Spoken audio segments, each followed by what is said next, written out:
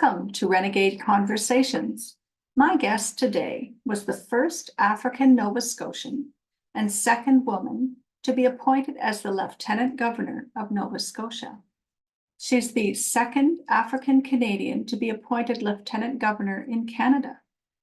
She's a very accomplished person, and it's a great honor for me to host her today, so I can't wait for you to meet her. My name is Meryl Cook. I'm an artist, a renegade, and host and creator of Renegade Conversations. My mission is to provide thought-provoking, fun, and fearless discussions with remarkable female rebels who are shaking things up in their respective fields. My hope is to make you question the norms and ignite your own renegade spirit. This episode of Renegade Conversations is sponsored by the IWK Foundation.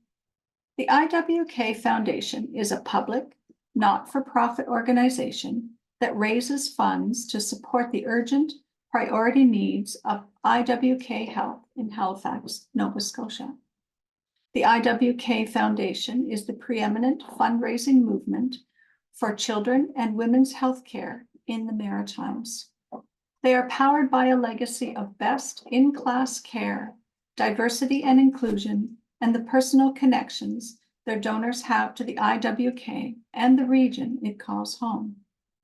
My next guest is Dr. Mayann Francis. I'm going to read you from her bio. The Honourable Dr. Mayann Francis, ONS, served as Lieutenant Governor for the province of Nova Scotia from 2006 to 2012. She was the first African Nova Scotian and second woman to be appointed as the Vice-Regal Representative. She is the second African Canadian to be appointed Lieutenant Governor in Canada. Dr. Francis served from 2015 to 2020 as the first Distinguished Public Service Fellow in the Faculty of Management, School of Public Administration at Dalhousie University. In December 2020, she was appointed as the Dean's Warden for the Cathedral Church of All Saints, Halifax, Nova Scotia. In May 2023, she was appointed Honorary Canon at the Cathedral. She was the first lay individual to be appointed as Honorary Canon in the Anglican Diocese of Nova Scotia and Prince Edward Island. Dr. Francis is the recipient of 7 honorary degrees and an honorary diploma. She has served in many leadership roles, including chair of the board for the Atlantic School of Theology, and she's also the recipient of many awards. Dr. Francis graduated from St. Mary's University with a Bachelor of Arts degree and a Master's in Public Administration from New York University.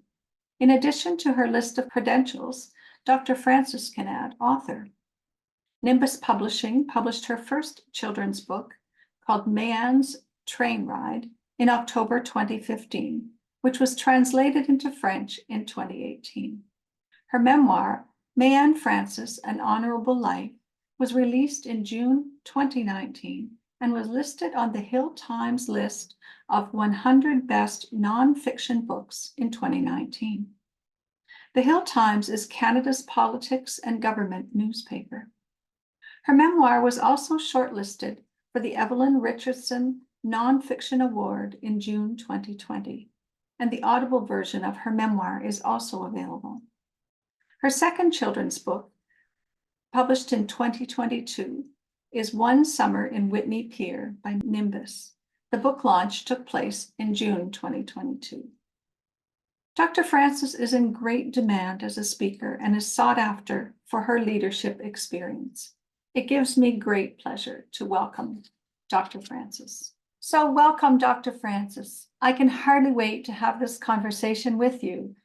I've admired you from afar for many years, and as we've heard in your bio, your accomplishments are many, including many honorary degrees, service at Dalhousie as the first Distinguished Public Service Fellow in the Faculty of Management, School of Public Administration, and more recently, the author of 2 children's books published by Nimbus. And of course, you were the first African woman to be in the position of Lieutenant Governor of Nova Scotia, and you were only the second woman in that position as well. So So yes, you can see why I'm a little excited and thrilled to be speaking with you. So thank you so much for agreeing to hop on Zoom to have this conversation with me. So, Mayann, what does being a renegade mean to you?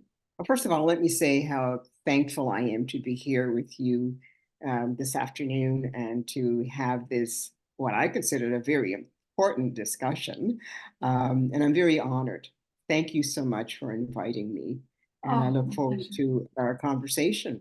Thank you so Yeah. much. Oh, you're more than welcome. Yeah.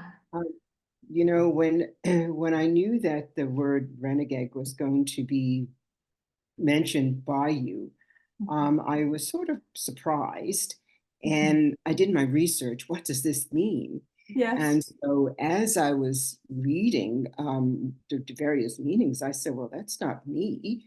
But then I said, let me do my own analysis of that Uh-huh. and what somebody would say, well, yeah, she is, but this is what she was like. Yeah. So, in any event, I will say that I was not against certain things. Yes, against racism, yes, but how did I approach that? You see what I'm Uh-huh. saying? Yes. As I always tell people, I was born and raised in Sydney, Whitney Pier, Cape Breton.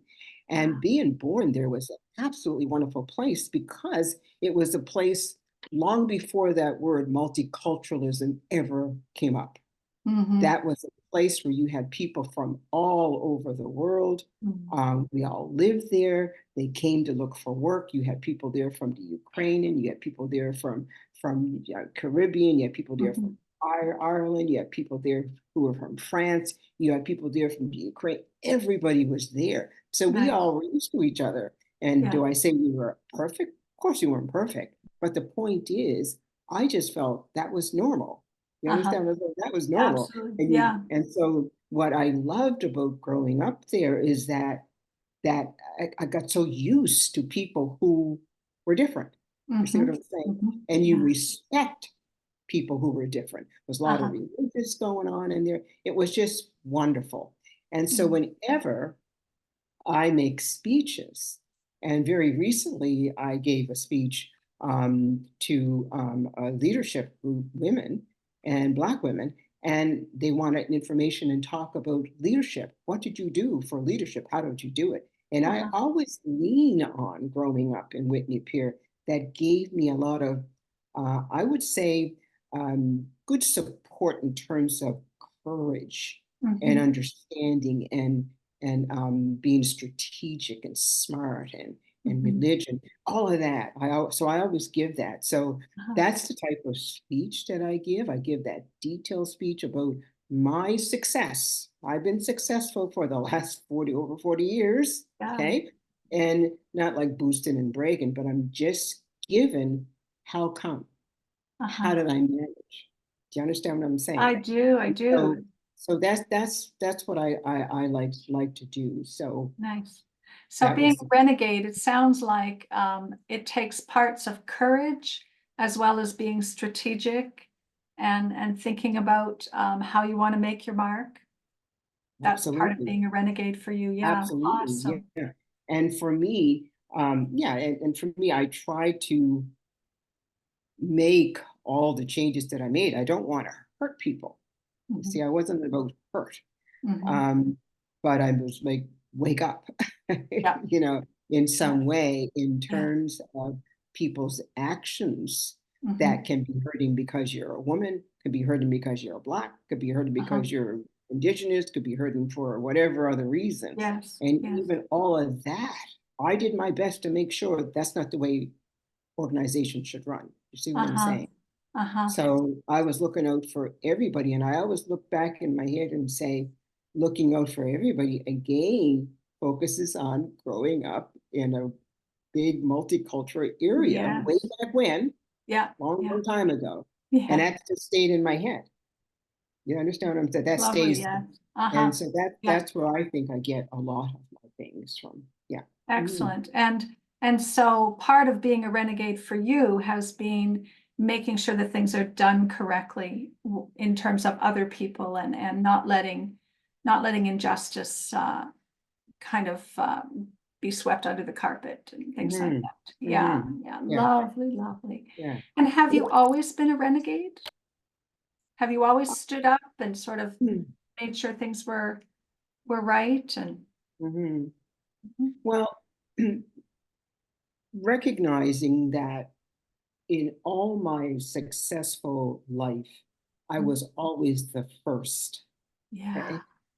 There's one instance where I was the second. I wasn't the Uh-huh, first. That's a really interesting one too. uh-huh, But where I was the first everywhere, I mean, mhm, that's where the challenge was, and mhm, that where it also was being strategic, that where uh-huh, it always was being smart, being up here in your head. And I talk about that in some of my speeches because mhm, being the first, I want to make sure that I'm, quote, perfect because I want a mhm. second, a third, a fourth. You Yes, understand what I'm saying? Because yes, absolutely. if Uh, I'm first and I'm negative, to oh, she's terrible, we'll never hire another black person. You understand what I'm saying? Yeah, Or absolutely. we'll Yeah, never hire another woman again. No, yeah. I didn't want that. So I would say, I mean, maybe some job might say, yeah, we're not going to hire, we had her. I doubt it. Okay. Because they would know that, like, I'm a workaholic. There's no question about that. Mhm, Okay. mhm. That's what it was. And they all loved that. They didn't have to Yeah, push me to work. I was a workaholic, which uh-huh, shocked, I think, lots of them. But the point is that I went out of my way on many levels because, as I said, I wanted a number two, a number mhm, three, maybe not in mhm. that same role, but in Right. that building. Yes, You see? yes. Oh, And fabulous. especially like in one area in the States where I was the first Black professional. There Mhm, were other Blacks in there who worked in, maybe some of them were secretaries, or mhm. some of them worked in the back then in the rooms where they photocopy everything and all Right. that. Yeah. And so when they even had among themselves saying, yeah, they're not going to hire her. There's no way. And the Mhm. first interview, no, they didn't hire me. The Uh-huh. second interview, they had to bring me in because the first person they hired, who was white, left in six Oh, months. perfect.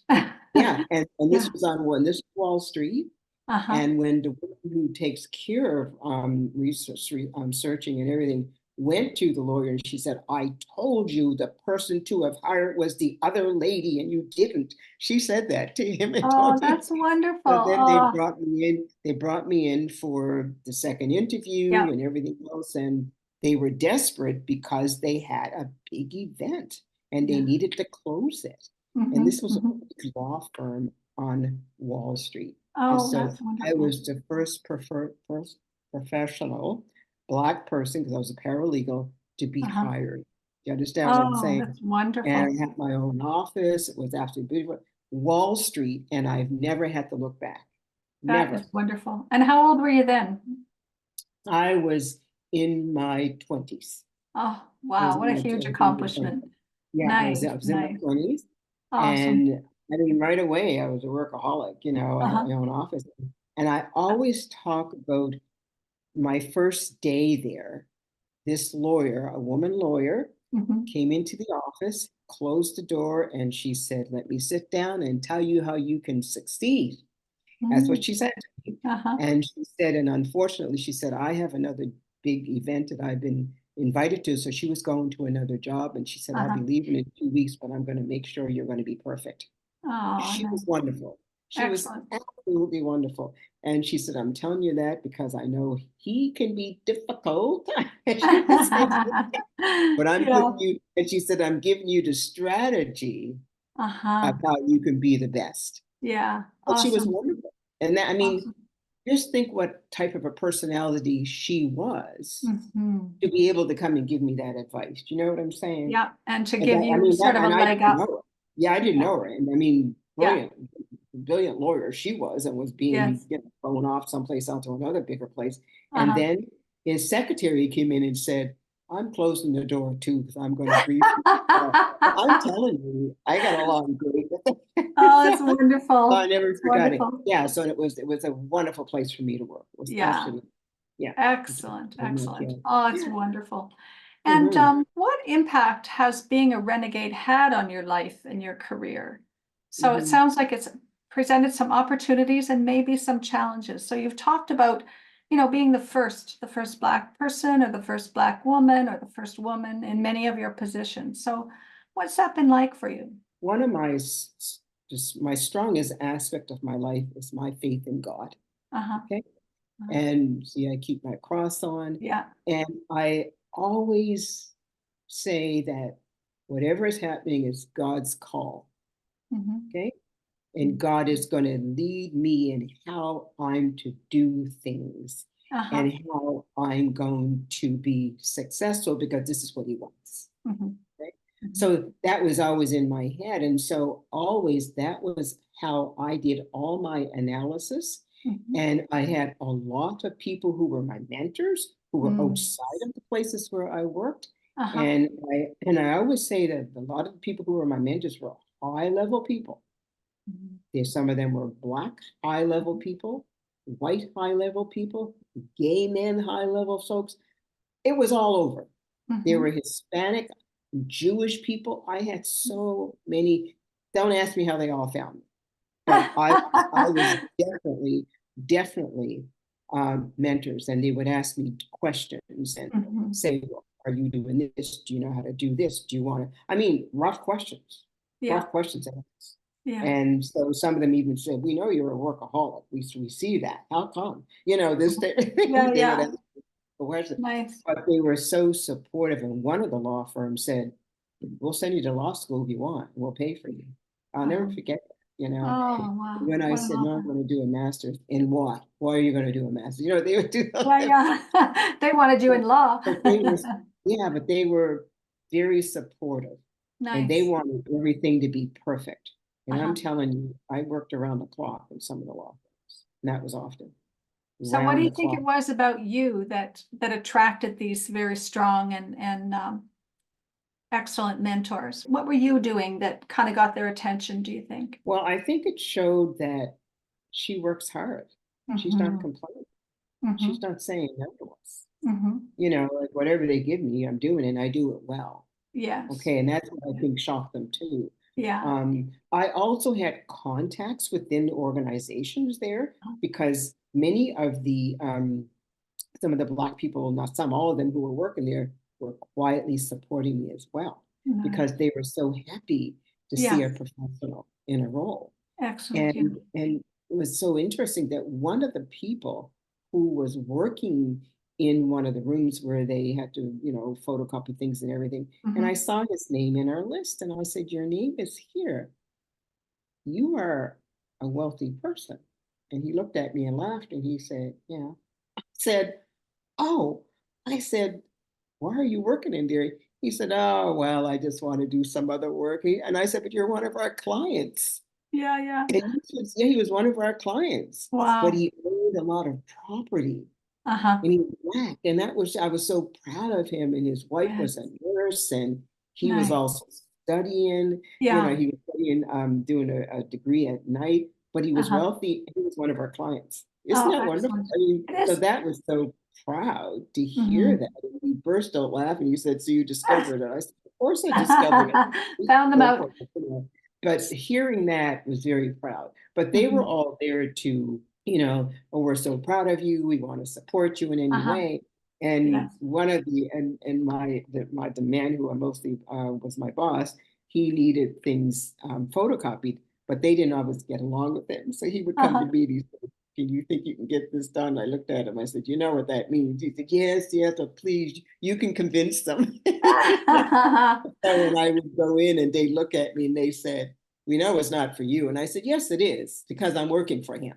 Yes, Right? exactly. They looked at me and they said, "We'll get it done." So you know what I mean? It was that, and that was nice, and it was great, and there was no anger there. It was just really great, and I worked really hard. And you worked hard. Yeah, I think that's the Very hard. underlying I mean, theme. can you imagine working overnight, and they send you home in a limousine and everything, but you're coming back within an hour and you're there for the rest of the day.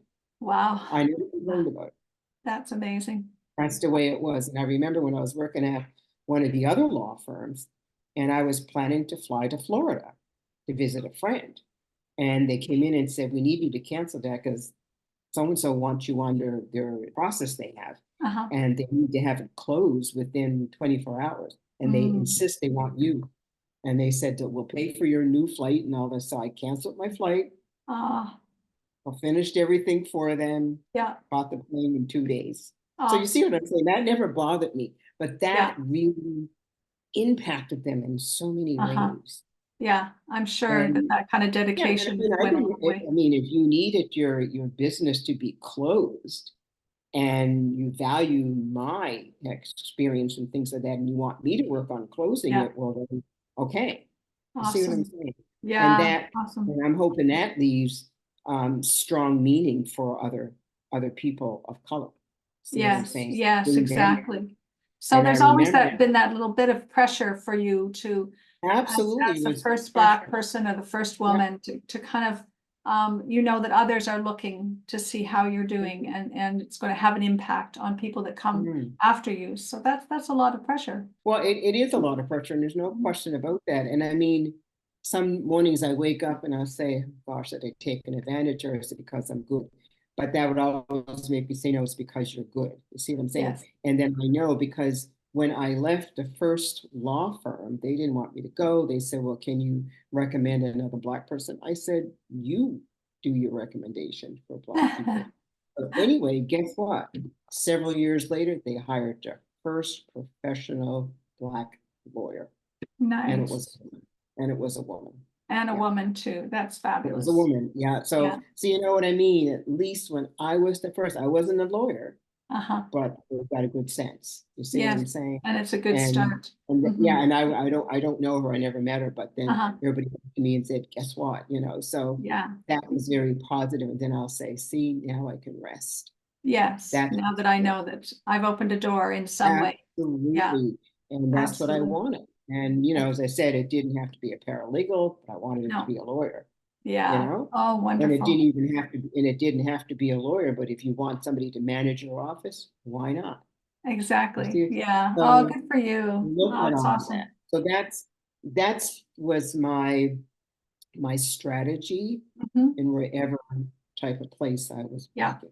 Yeah. And yes, and was everything positive? Sometimes no, but I would say the majority of times it was. Oh, excellent. Good, good.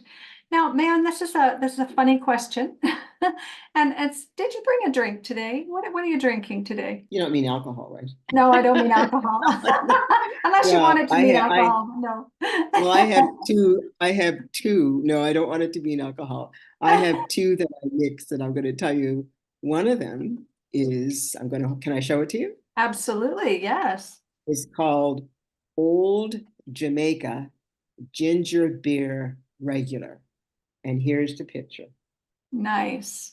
Okay, it's so delicious. And it goes back, you know, when I was a kid, as I said, growing up in Whitney Pier, we have Caribbean people, and this Bayesian man always made ginger beer. Nice. It's totally different, not like a clock, not like a so. And then the other one that I love is Orange Crop. Orange Crush. Orange Crush. Love Orange Crush Crop. And then sometimes what I do is I put the two of them together and I have my drink. Excellent. Nice. Very nice. I can take a sip now, right? Yes, you can. And thank you so much for sharing that. That's great. No, but and you get the Old Jamaica ginger beer, where I usually get it is from Sobeys or Pete's. Okay. Yeah. But usually Pete's store have it. But I always tell people, make sure you get the regular Old Jamaica ginger beer regular. Okay, that's the favorite that I have, and I've been doing it for years, and I just love it. Yeah, it's really good. I'm gonna have to try it. I love ginger beer, so and try the regular and try the Old Jamaica ginger beer regular. Excellent. Okay. And tell me, Dr. Francis, what type of kid were you in grade 2? Just describe to me yourself in grade 2. What were you like? I think grade 2 brings back memories of a little bit of a challenge. And that was in Cape Breton, Whitney Pier. Yeah. And the school was Eastmount, which is no longer there anymore, I don't believe.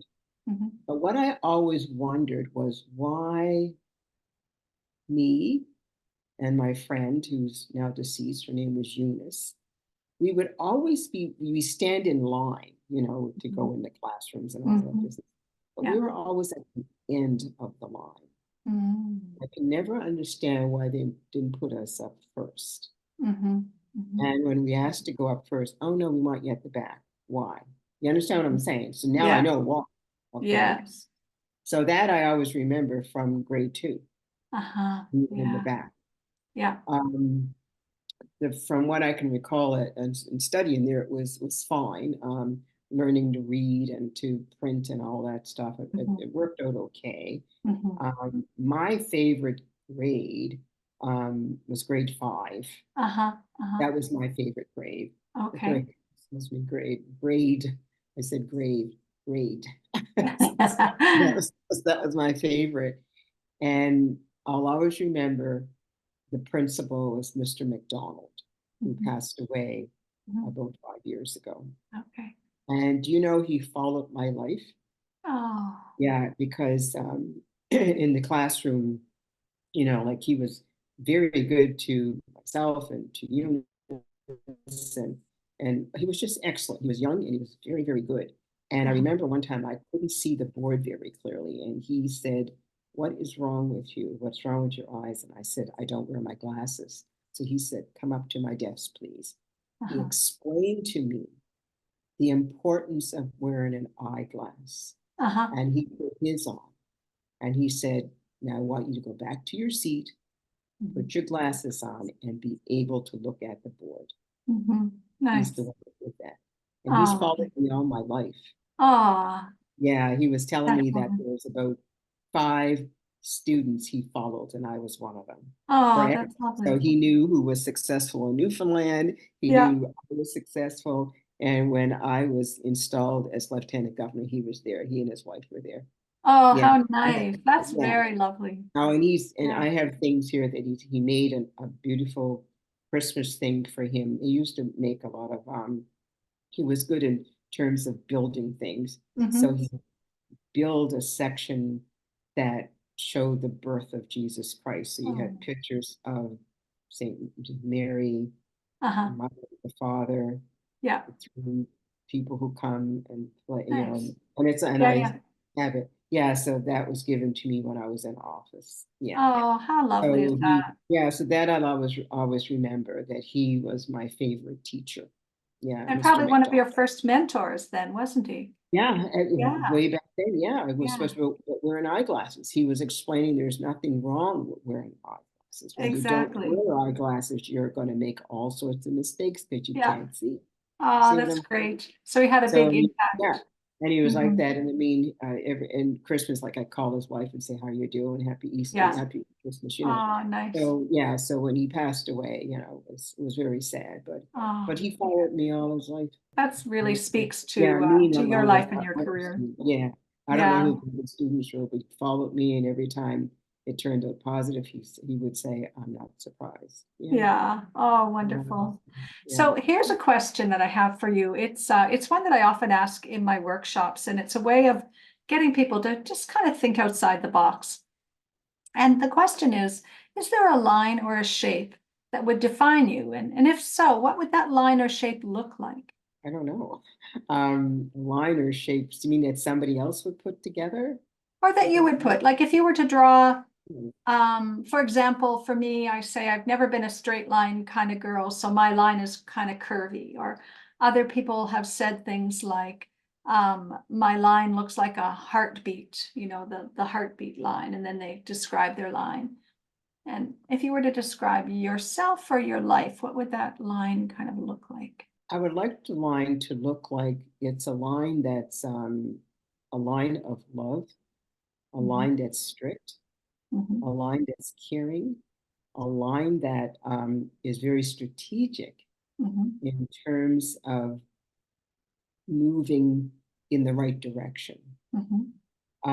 That is how I view life and respecting people. Mhm. And also in terms of understanding our world, Mhm. understanding our community, Mhm. Mhm. understanding the changes that are happening now. Because even Mhm. I think about that and say, boy, that wasn't here 20 and 30, 40 years ago. So Yeah. are you looking at that now? So that's what I would see the line is now. I'm waking up to what's happening now. You see what I'm saying? And the question then is like, what changes am I looking forward to it now? My changes would be talking to the young people, you see, who are here. I mean, just being reality. Yeah. To speak to them and say, what do you think of our environment? What are you thinking of our health industry? What are you thinking about, just the way things are happening in employment? What do you think? Do you think you want to study to be in medicine? Do you want to study to understand about environment? Do you want to understand about being in electric area to understand how lighting is going? And I mean, I ask those questions, and so they say, and I remember when I asked those, somebody said, "Why are you asking that?" I said, "Because you're 20 years old, and I'm hoping, and I guess you'll be here in another 25 to 30 years." And so they sit up and I say, "So what do you think it's going to be like way back then? How do you want it to be?" Yeah. And Oh, they it's sit wonderful. and they look at each other and they say, "Oh." No, I said, think about that. I said, I won't be here. Yeah, yeah. When I was your age, I used to think about, gee, I wonder what it's going to be like in 10 years' time when I turn 30. You know what I mean? Yes, And yes. so I said, I want you to think about that because things have changed so much now. And I'm not saying that what has changed is never going to work. It will, but it has to be how you're looking at it. Right. It may not change in the way I'm looking at it. I don't know. Yeah. But you're the person, and you're who I would have that respect for. And you're the person, if you were to call me and say, "Can I bounce this by you?" I would say yes. I keep it confidential. Some people have. I said, "I'll keep it confidential. I'm not going to talk about it. Yeah. And I'll just ask you questions. I'm not going to tell you what to do. But I'll ask you questions and you sit down and you think about it." Yeah. That's Because, wonderful. because I said, you think about that now, because if you're here when you're 40 years old, you'll have children. And if you don't have children, you'll be connected to some anyway, depends on That's what right. you You'll be connected whether you have them or not yourself. exactly. Exactly. Yes. So Yeah. so they always look at me and they say, "You never thought about that." I said, "Yeah, now's the time to think about it." Yeah. You have to That's think about it. wonderful. And I know that you have an interest in young people in terms of writing your books and they're for children. And yeah, it's lovely. It's lovely. Yeah. Because they're the future. They are. It's fine. They're They the are for future. sure. And there's sometimes, and I was walking down the street last year, and this couple were going by with this beautiful baby. And the child was, I stopped them. I said, "Excuse me." And so they said, "Yes." And I said, "May I see your baby's face?" And so I think they looked at each other. Then when they turned the baby around, I said, "She's beautiful. What's your favorite?" And they Yeah. said, "You're wonderful. Who are you?" I said, Yeah. "No, I mean, there was a white couple." And I said, "I'm just looking at your baby because that's the future." You know what I'm saying? I said, Absolutely. "I'm looking at it and the way you are both doing with what you're doing with the baby now," I said, "it's wonderful. And I'm going to guarantee you're going to stay that way forever." And they Nice. said, Nice. "Thank you very much." Yeah. But they're like, Yeah. "Who's this woman stopping us?" And then say, "Can we see the baby?" And turn the baby and looked at it. But that for me is about encouragement. That's It how I like really to is. do it because they're the ones, they're going to be more powerful than me. You see, and so that's what I want to encourage them to, okay, that's their child. Be strong for that child. Yeah, yeah. Care about that child. Our education system, we got to start looking very closely at our education system, making sure it's working well, right? Exactly. So Yeah. so there's a lot because we have our place has changed so much. I'm sure you've seen an awful lot of change in your lifetime. Oh, Yeah. there's a lot as you're going up, but Yeah. now that I consider myself a senior citizen, that's a totally different story. I just try to encourage people do what you have to do. I even stop people when I see them with their pets. Yeah. I mean, I have 2 cats, and I'm hoping they stay sleeping while this is going Yeah, on. yeah, I've got a But dog at my feet. yeah, So, yeah. I was stopped this man yesterday because he had this dog, and I've never seen a dog like that. It was so cute. And Uh-huh. I said, "Can I tell you how beautiful the dog is?" And he looked and he goes, "Oh." Oh, So thank you. we can do that type of talk with people too, Yes, which is good. You know what I'm yes, saying? yes. And so he says, "Oh, I love my dog." And I said, "Well, good for you." I said, "That's important." He said, "Oh, Yes. yeah, animals are good." I said, "Absolutely." I said, "I have cats, and please tell me you like cats." He said, "Yeah, they're all right."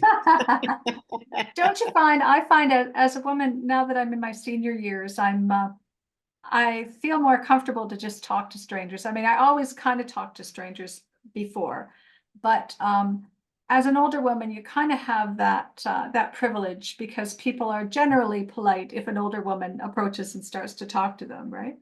So I do a It's lot of that. true. I agree Yeah, with you. I yeah, agree. lovely, Yeah, I lovely. agree.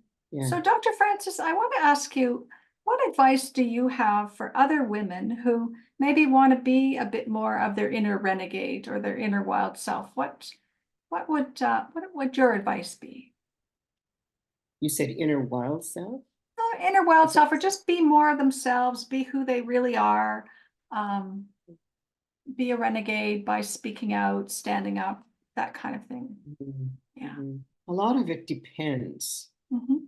on what they're talking about or what they want to Hmm. promote or change. Hmm. That's important.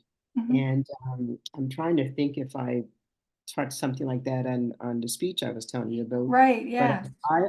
I always give it in a very wide um, topic. I don't say you should do this, you should do that. It's Right. basically saying things to have them realize they need to truly think it and analyze and be Uh-huh. strategic. My Mm. key is always having a strategy. Uh-huh. Make Uh-huh. sure your strategy is good. Yeah. Because if you're just doing something and it doesn't have a strategy, it's going to fail. Right. And you see, strategy means that it covers everything. Uh-huh. I mean, and that's how my life has always been. I've Mhm. always, everything that I did, I made sure it was strategic. Uh-huh. You see what I'm saying? I'm doing this. I'm going to see if this is going to work, and it usually always worked. Uh-huh. If it didn't work, I would say it may not work once, but Mhm. even in that once, it's not like it was gone completely. Yeah. It just Yeah. wasn't strong as I want it to be. Uh-huh. One of the examples is Yeah. when I'm working at places where I was, the first and the only one. Mhm. And, and I made sure they knew how strong I was as a woman who was Black. Mhm. But I also made sure that they understood how strong I was and loyal to them.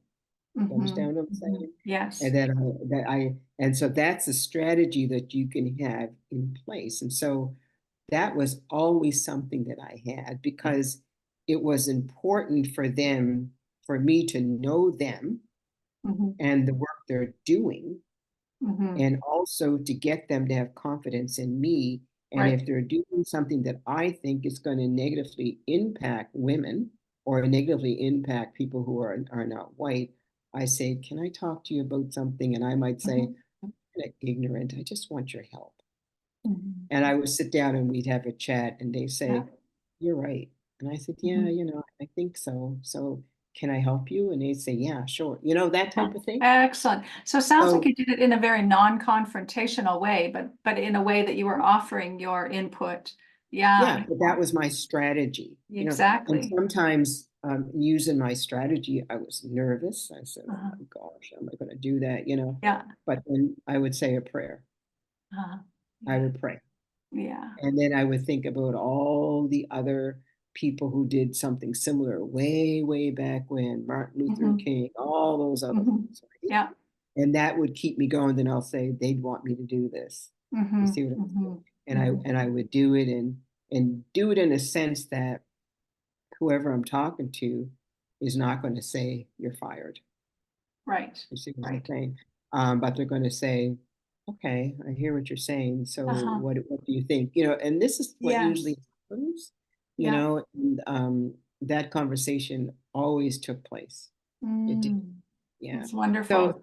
so you have to be confident in yourself and Uh-huh. that you give your strategy. And Yeah. your strategy also involves you, like I had a lot of mentors Uh-huh. who were outside, right? Yeah. And I would say, can I get some advice from you? I want to do such and such. They would Uh-huh. never tell me what to do. They Yes. would say, if you did this, what do you think? What if you did this? What do you think? You know, they would Uh-huh. do all Yeah. of that. They would take a notes and Yes. everything else. And these are people who are successful at their Uh-huh. own business. Yeah. Some of them were white, some of them were black, some of them Mm-hmm. were Jewish, some of them were Hispanic. Because this mostly was in the States. Mm-hmm. Okay, Mm-hmm. because that Yeah. was my first professional experience. Yes. And so it was always just great. And then when I came back to Canada, you know, I still said I'm going to work on the same thing because the work Uh-huh. positive Yeah. in the United States, in New York, Mm-hmm. that I know it would be still positive here in Mm-hmm. Canada. And it was. It Yeah. definitely was. Yeah. Yeah. Nice. You know, when I think of, if you know, the Beverly Masco, the late Beverly Masco, who was a Uh-huh. very successful Black businesswoman in Ontario, Uh-huh. Toronto, and she was originally born in Fall River. Oh yeah. Her family moved when she was probably about 10 years old or so. Uh-huh. And Uh-huh. unfortunately, she died. She died Mm. before she turned 60. But Oh. last month, she was nominated into the Nova Scotia Business Hall of Fame. Oh, that's wonderful. She was a successful businesswoman, Uh-huh. successful businesswoman, and she was one of my mentors. And she Oh, considered nice. me her young sister. She always Oh, says, that's "You lovely. wanted a young sister. You're my young sister." Yeah. She was my mentor. Oh, Brilliant, excellent. brilliant. I mean, she was a multi-millionaire person, and she Mm-hmm. got her business going, and Nice. she was just open to everybody, Excellent. everybody. Yeah. And she was just somebody that was just imagine. And so Dalhousie will be doing the next event about that. There was four people that were inducted, and she Uh-huh. and this other one were deceased. They both were, four of them, two alive and two deceased, will be Excellent. inducted also at Dalhousie this month. So that's going Oh, to be exciting. nice. And Nice. so her son will be coming, because unfortunately the son and his father weren't able to get here in February Uh-huh. for that. Uh, But they definitely will be coming. So yeah, and nice. her husband is from Cape Breton, you Mm-hmm. know, and I always Excellent. tease him and say, but you're not from the pier. You just Not remember from the that. pier. That's a very special spot. So it sounds like your advice is kind of twofold. It's about being very strategic in everything you do, and also selecting mentors that aren't necessarily in your inner circle, but people who are outside of what you're doing, who are very successful, who perhaps you admire. And do you have any advice for how to approach or how to find those mentors? Sometimes you just they happen to see you and hear Mm-hmm. you and say, Mm-hmm. oh, very good. I really loved your speech, or Yes. call me anytime or whatever. Yes. And, or there could be somebody that you see and you can go over to them and say, do you mind if we have lunch or something like that? Uh-huh. You know, Yeah. and I Yeah. mean, that's what people do to me now. So, Yes. Yes. you know, Exactly. yeah. So, and I Yeah. don't mind that, even though it's been my time Mm. is kind of rough, but I'm Yeah. there for, they could even call me, they could even Uh-huh. send me a note, you know, Yes. because Wonderful. I just feel that as a senior person, and you know, how much longer do I have on this earth? I don't know.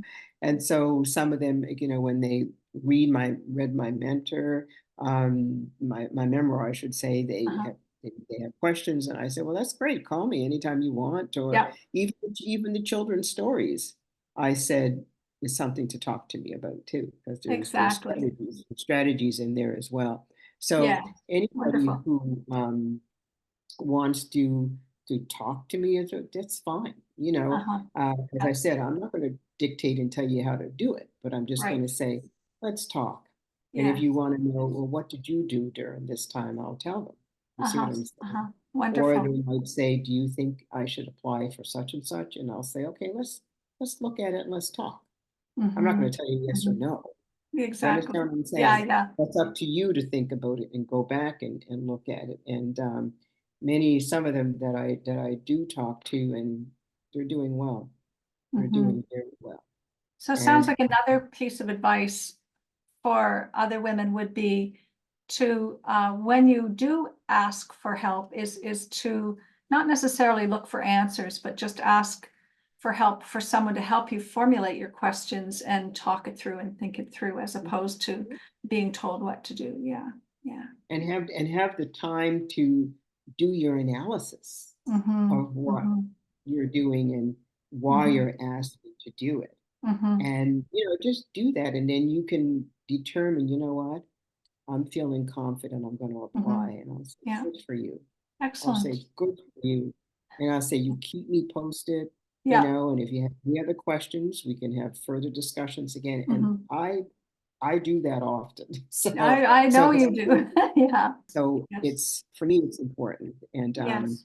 Thank I you. just, because I feel that God has kept me successful, Mm-hmm. that I need to share. Yeah. Yeah. See what I'm Wonderful. saying? Absolutely. I need to share that. Uh-huh. And and even if there are any negative things that's in my life, then I just have to pray and still keep going forward and don't Mm-hmm. attack people. See, Mm-hmm. I don't like Mm-hmm. to be I don't do attacking people. That's just Yes. not my Lovely. personality. Yeah. Oh, But lovely. I pray for them, Uh-huh. pray for, that they become the best people, become good Mm-hmm. people, and demonstrate Mm-hmm. love and caring for Mm-hmm. everyone, including Excellent. themselves. Yes, including themselves. Including That's great themselves. advice. That's Yeah. what's important. Yeah. So because we're in such a challenging world, and Mm-hmm. the world is going to change if certain people win elections. I'm not going to talk about Yes, we're not going to talk about that. Yeah, that's great. we're not going down that Not road going for there. sure. No. Thank But you so much. This has been really wonderful. But do you have a question for me, Dr. Francis? Is there anything you'd like to ask me? well, I would like to find out. I really appreciate us having this conversation today and talking to you. It's really good. I'm very honored.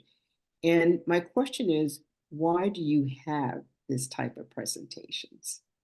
Oh, well, it's interesting. I decided to start Renegade Conversations because um, I find there's so many women out there in particular who are doing amazing things and who are really standing up for other people, who are um, putting themselves out there, sometimes at great cost to themselves, but they're doing things to make the world a better place. And so that's one of my goals with Renegade Conversations, is to talk with other women who are doing renegade types of things. And it's also partly about helping to build a community of women who are being renegades, who are being more of themselves. And I actually just thought it would be fun to reach out and meet some women that I've admired, that I'd love to have conversations with, like you. So it's been a great excuse for me to just start chatting with people, and I like doing it. I find that I love meeting people and and reaching out and making contacts and introducing people to one another and that kind of thing. So that's partly why I'm doing Renegade Mhm. Conversations. Yeah, Yeah, I yeah. think that's a great answer. And the Thank you. reason why I like what you're saying, Mhm. because that will bring about change in many Mhm. ways. You I may not hope even so. see it, or no, it will, Yeah. because if people are listening to you and hear and say, gee, we should try that. You know what I'm saying? Mhm. And so, Yeah. and it's a positive way forward, I think. I was Yeah. hoping with this Renegade Conversations was Mhm. that by talking with other people, not only am I getting inspired, but that it will inspire others to Absolutely, take up. absolutely. Yeah, And the people that I'm thinking of, there's all the different age groups. yeah, That's so important, that will be it is. inspired, It is for and sure. that to me is so important, Uh-huh. and Excellent. the value of all of us Yeah, in this world, and our, not just our community, but every place. Yes. We need to do that, right? Yeah. Because so much is going on in the world now that breaks your heart. Yes. And we're not going to I get into agree. that now. Yeah. But we need to be strong and Mhm. aware of all of it and Yeah. Yeah. how we can help in our analysis and one with Mhm. each other, Yeah, which is beautiful. absolutely. We really Yeah, do. Well, thank really you good. so much, Dr. Francis, Thank for taking the you. time to have this conversation with me. It's been really a big pleasure and an Well, I honor. hope it's helped in some way. Yeah. Thank you. I hope hearing Dr. Francis's incredible story has left you feeling inspired and ready to channel your own renegade spirit. If you need a little help getting started, please reach out to me. This episode was sponsored by the IWK Foundation. The foundation is a public, not-for-profit organization that raises funds to support the urgent priority needs of IWK Health in Halifax, Nova Scotia. The IWK Foundation is the preeminent fundraising movement for children and women's healthcare in the Maritimes. We are powered by a legacy of best in-class care, diversity and inclusion, and the personal connections our donors have to the IWK and the region it calls home. Be sure to subscribe to my YouTube channel for more Renegade Conversations. It's also available wherever you get your podcasts as an audio version. Thanks so much for listening and have a great day.